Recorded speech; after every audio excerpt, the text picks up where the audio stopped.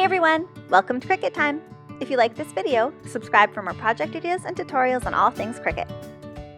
For today's tutorial, I will show you how to use your Cricut to cut thick materials like chipboard and balsa wood. I'll walk you through the extra steps that you need to take if you want to cut out thick materials like these.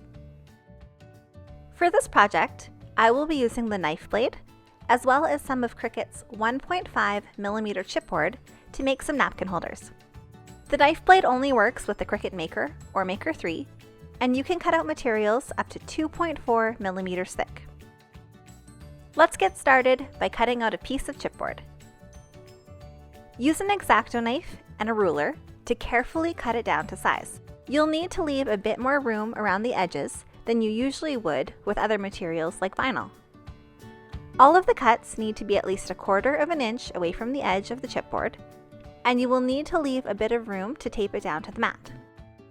You definitely want to use your strongest mat when cutting wood and chipboard, which is the purple Strong Grip mat. Using a brayer helps to make a firm bond between the chipboard and the mat. Now, take some tape and secure all 4 sides down to the mat. The goal here is to prevent any movement. This mat is ready to go. Now let's get the machine ready. For thick materials like this, we need to switch the blade to the knife blade. Just take out your normal blade out of clamp B, and then pop this one in. The knife blade can only be used with the Maker and Maker 3. The next thing we need to do to prep the machine is to move these little star wheels out of the way. If we left them in place, they would leave little imprints on the chipboard, so just push them all the way to the right-hand side. The last thing we need to do to get the machine ready is calibrate the knife blade. Once you select a thick material in Design Space, your machine will prompt you to calibrate the knife blade. Put a normal piece of printer paper on a mat and press continue. It will make 7 little cuts, and what you need to do is take a look at them and choose which one is the best, cleanest line. Once that is done, we are finally ready to get cutting. Load the purple mat into the machine and it will do the rest.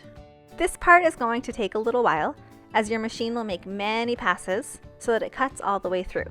Keep an eye on it as it cuts, just to make sure that none of those little pieces come loose.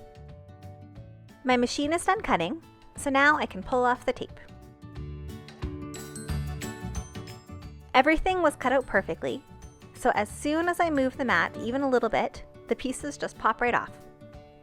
In the event that part of your design didn't cut all the way through, use your X-Acto knife and go over that spot again.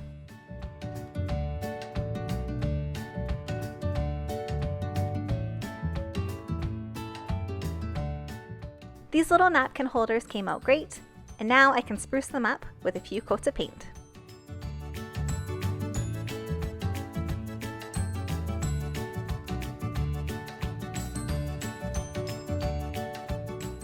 The paint is dry, and all these fun little napkin holders need is a napkin. Thanks for watching, and don't forget to subscribe for more project ideas and tutorials on all things Cricut.